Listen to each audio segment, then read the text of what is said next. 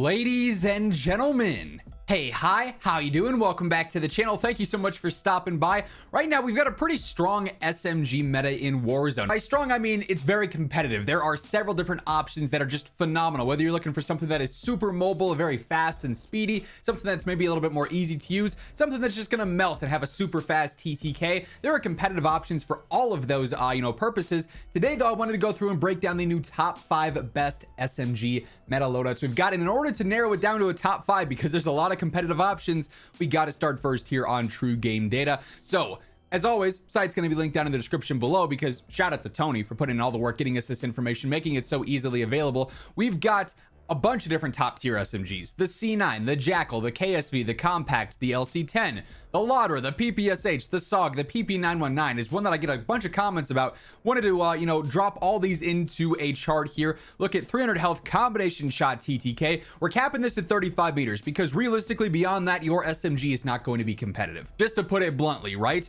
Ideally you're using most of these like 18 meters and closer is probably like the sweet spot for obviously for the max TTK, but we got a lengthy list here. We got to narrow this down to 5. I think there are some pretty easy ones to knock off the board though. The first of which is that one that I get a lot of comments about, the PP919. A lot of people say, hey, is this any good? Why don't you talk about this more? Well, that first damage range TTK is just noticeably worse than everything else here in the close range meta. It's just not able to compete. Now, it's decent in the mid range for sure, all the way out to about 20 meters there. It definitely gets better, so it's more so sniper support, geared. But if you're fighting it all before the 10 meter mark or something like that, you're just going to lose to other SMGs, unfortunately. So that's just not one that is top 5 worthy quite yet. Another one that unfortunately still is just not quite there is going to be that Jackal once more. It is that slower TTK in the first damage range. It's not as far behind everything else as the PP919, but it is noticeably behind those. And then even in the mid range, it's not anything all that crazy. But here's where things get really tricky to knock a couple more off. We've got 7 still up here, and all of these are so good. There are ones that I think are obvious mainstays. The LC10, first damage range is insane, second damage range is phenomenal as well. Same deal with the C9. Those are 2 you gotta have on there. The Ladra is super versatile as well, really fast in that first damage range, good in that second damage range as well. And then also the Kompakt, simply because its first damage range is such a fast TTK. Yes, it does drop off in that second damage range. It's clearly the worst there, but it's also one of the more aggressive SMGs and one of the fastest killing in that first damage range. So between the C9, the Kompakt, the LC10, the Ladra, those are all mainstays in my opinion. So we've got to knock out 2 out of 3 with the KSV, the PPSH, and the SOG.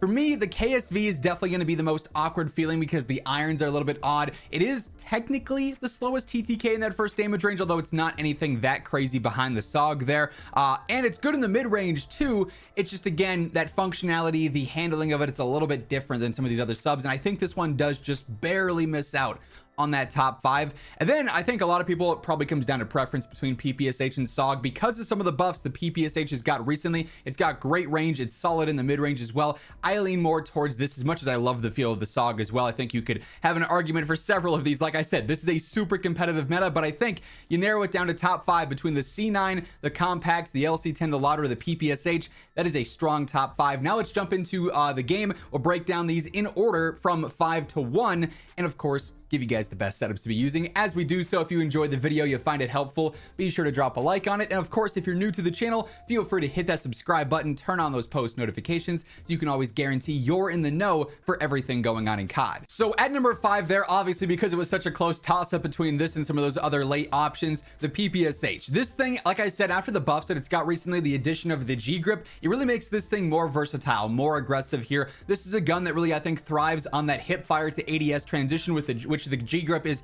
entirely based around there. So as you're running a gun and pushing close range gunfights, starting with hip fire because this is a spray and pray machine, ending with that ADS means you're going to have a super quick TTK, and it's going to maintain accuracy all the same here. So first up, I do go for the long barrel here, extending out our damage range. You're going to see this on every single SMG basically. 16.5 meters for that first damage range is insanely good.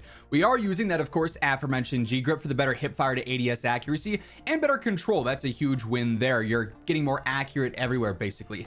Only downside here on the PPSH for me is that 55 round extended mag 2 here. Having only 55 as opposed to 60, 65, 70 like you might see on some other subs is a bit of a letdown, considering you do have a 952 RPM. Like, that's really fast. You're gonna be spitting out bullets, but you got to work with it. The DPM's just not going to be insanely good there.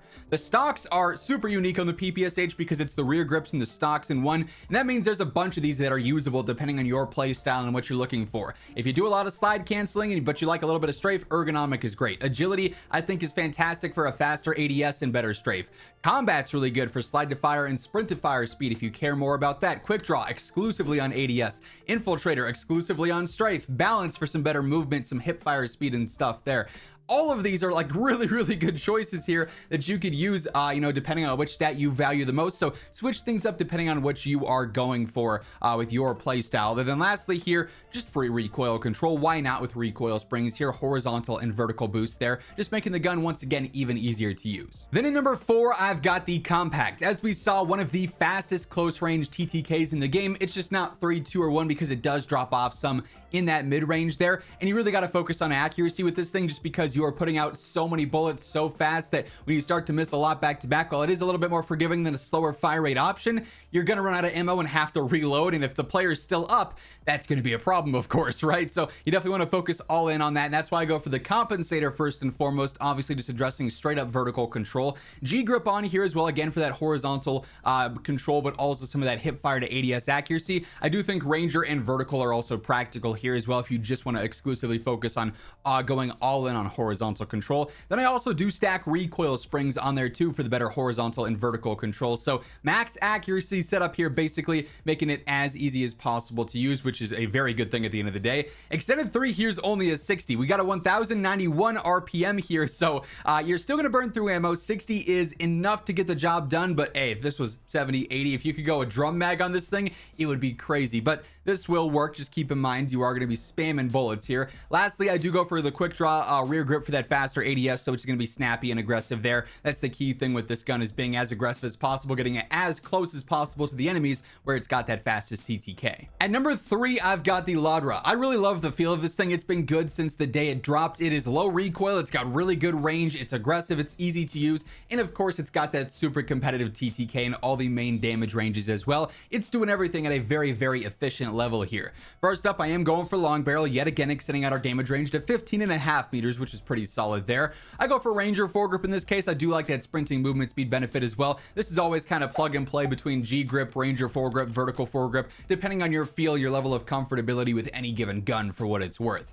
Extended 2 here is going to be a 66 rounder, which is nice, a 1071 RPM, bit more of a safety net than on the Kompakt, of course, so any extra ammo we can get there is solid. Quick draw rear grip yet again for that faster ADS. Then I do really like infiltrator stock here, just because I do find this thing so easy to use. I don't really need recoil springs or a compensator or something. Getting the better strafe speed here makes this thing even more agile in gunfights, which is just a phenomenal stat to get whenever you can. So if the gun is easy enough, it's comfortable enough for you, you can get that extra mobility benefit, that's a win. Now at number 2, I've got the C9. This is a do-it-all SMG. It's been good basically since the first day of the Black Ops 6 integration. It's fantastic now. It's probably going to be great on day 356 of the Black Ops 6 integration. It just does everything super efficiently and high level. Easy to use, good mobility, fast TTK, great range. You can't go wrong with this thing, right? Setup here not really changing all that much from our recent coverage. Long barrel, 17.2 meter effective damage range is phenomenal after that buff with season 4.